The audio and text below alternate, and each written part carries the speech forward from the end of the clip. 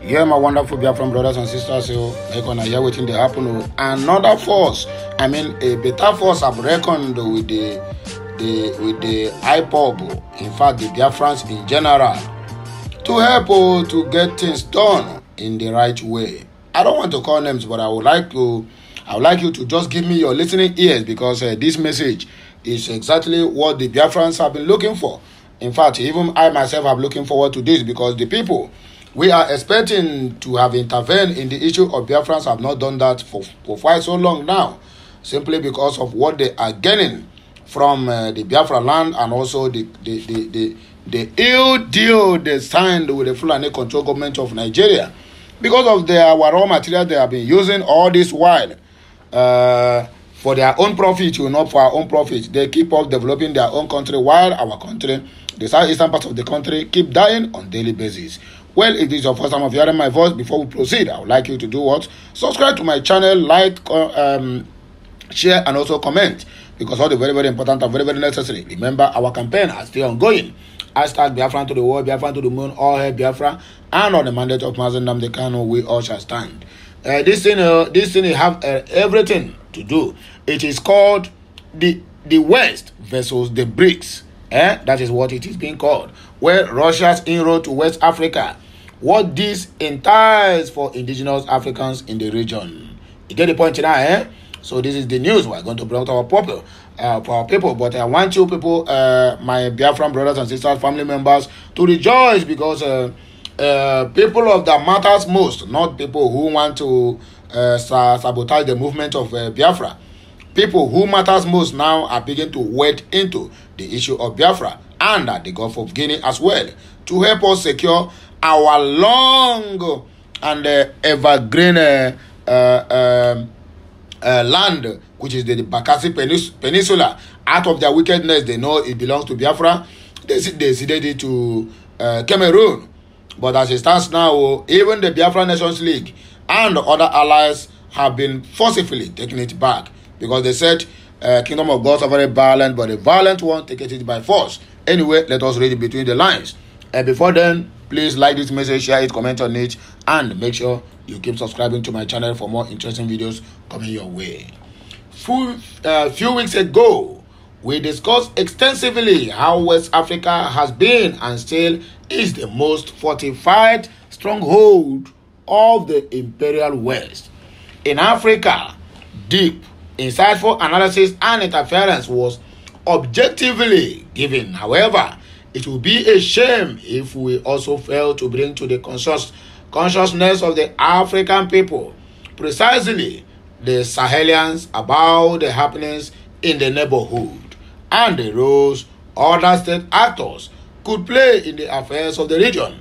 This will help the people to have a balanced view and make a healthy calculation of whose side should be best to tilt towards, east, west, or neutral. Hence, the objective of this piece is to lay bare the facts as we possibly can and let the people be the judge.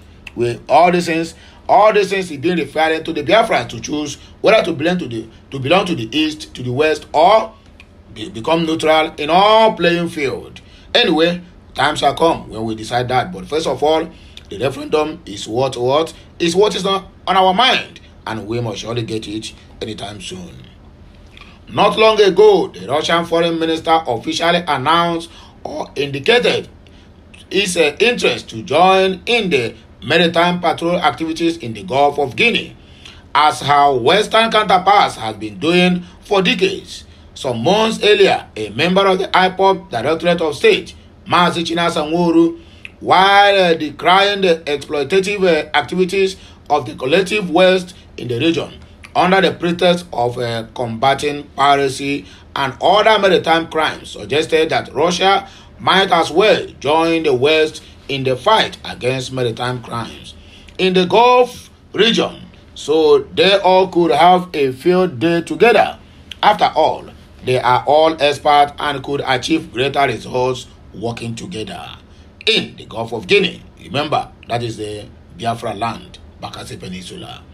But it appeared that the comment did not go down well with the powers that be. there was a swift and decisive response from Mark Zuckerberg's Facebook Meta social platform, where the opinion was made. The post was immediately pulled down and he lost access to his account for about a month. This goes to demonstrate how jealous the West is in protecting her imperial stronghold from interference of the other state actors, especially its sworn enemies. Because they want to take the affairs of this very nation alone. That's exactly how they kept Niger in a perpetual poverty for years, for decades. The France, they are the enemy of Africans, all in the name of colonization. In fact, some experts and geopolitical analysts hold the opinion that the Russia-Ukraine war was incited in 2022 as to compel Russia to roll back her military assets, that's Wagner, advancing from the Middle East states like Syria to North African countries like Libya, Algeria, and further down south towards the Sahel, such as the Central African Republic, Mali, Burkina Faso, and recently Niger Republic. All of the aforementioned in Africa fell on the scope of influence of Paris and Washington.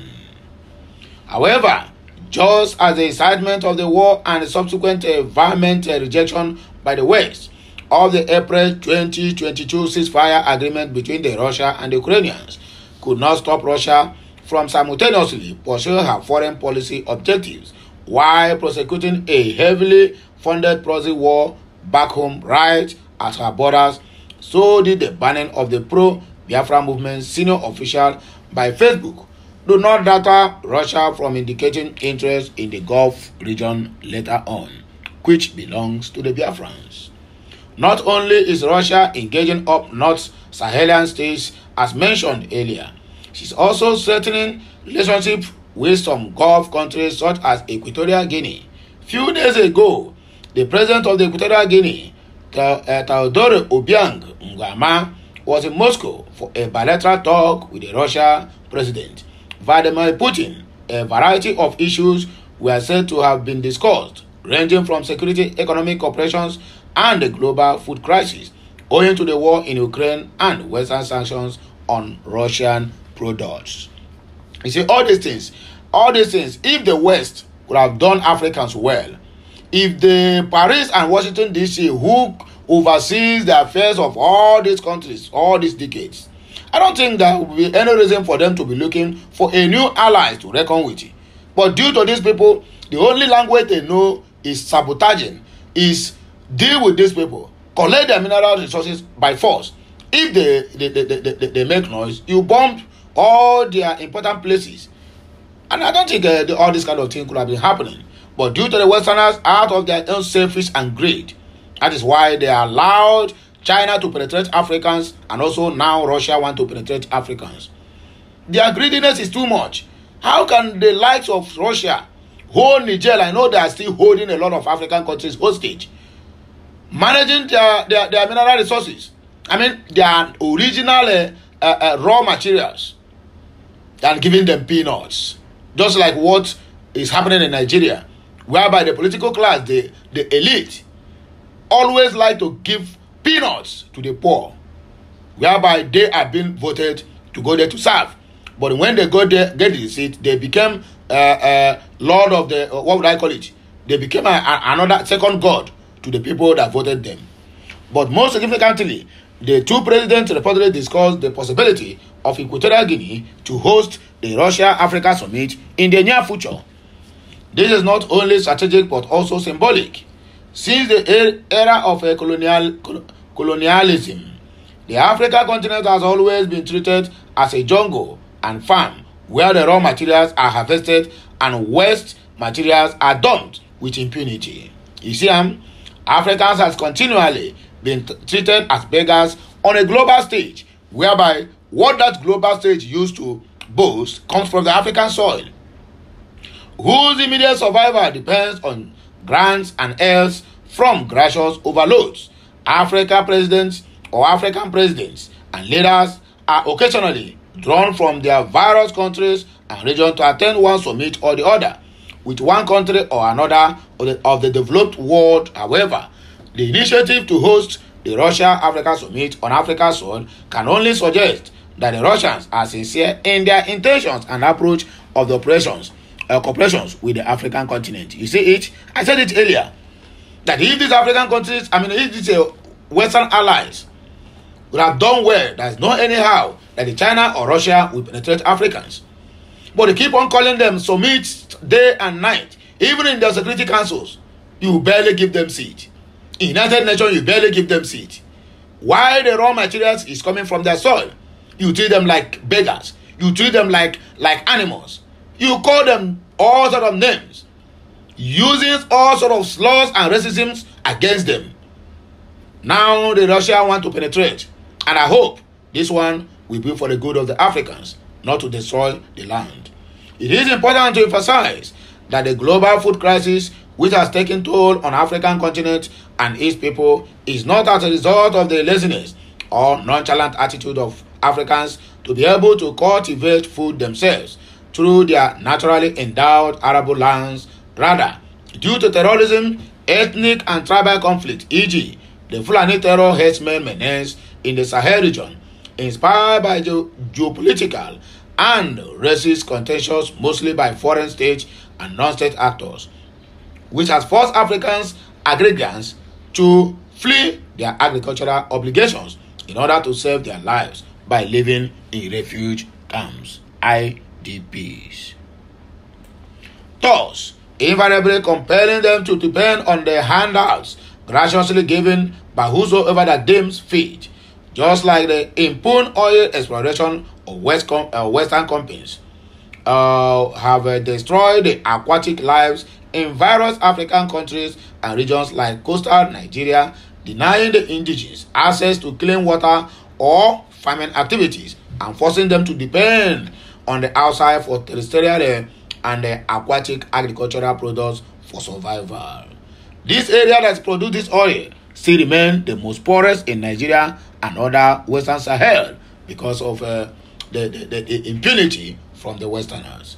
While Russia has stepped in to help Africa solve the food crisis in the interim by sending tons of grains to African countries, after the United Nations Food Initiative, honorarily called the Grain Deal, which was intended for the same purpose, failed, she is also sending fertilizers to African farmers for free to boost local food productions, and also sharing nuclear technology with the various African countries like Egypt, Burkina Faso, Mali to strengthen energy sufficiency in these countries.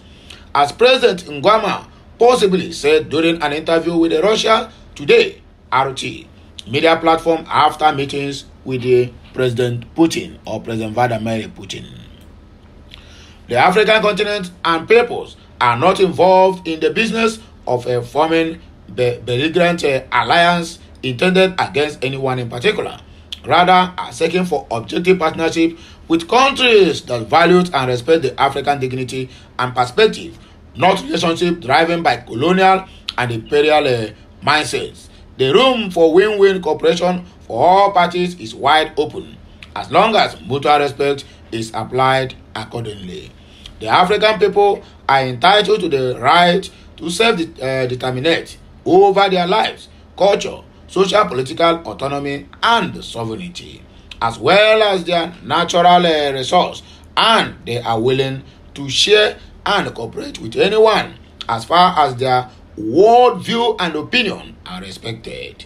This is the position of Africans, and this is why they are vying for a better and alternative partnership outside the Western scope of influence, and this trend must likely continue if the Western does not review its policies towards the African continent and its people. This message is written by Enenyanwite Yabonyoku Ikechuku for the Family Writers Press International, and this message is being broadcasted to you by Okute Daily Talk channel, where we speak to you the undiluted truth about everything. When I hear, we will take back break. We are coming back again with another heavy blockbuster. Just be ready, because today is going to be back to back, fire for fire. Until I come your way, gonna still remain your one and the only Okute Daily Talk, where everything is been happening clean, clear. And we don't propagate. We tell you the things the way they are. Yes, that is a simple truth about Okute Daily Talk channel. Here, anything you hear from this channel is from the right source. We don't give lies or fake news. So anyone coming to my comment section to say, oh, this one is fake, my dear, go and do your verification first. I will not blame you, because Nigeria have turned people who are even telling the truth to become liars. So anyone who is doubting the capability of anyone on the media should not be blamed, because Nigeria is the only country where the media house will be bought over by the so-called politicians with the money or with the commonwealth of the people. When my wonderful people, please make on do what? Continue sharing, liking, commenting, and make sure you keep on subscribing to my channel. Remember, our campaign is still going on. Hashtag Biafra to the world, Biafra to the moon, all hail Biafra, and on the mandate of Mazi Nnamdi Kanu, we all shall stand. Hashtag free Mazi Nnamdi Kanu now. Be of good courage and maintain the faith. I'll be right back. Bye for now. Kemisi and my wonderful people.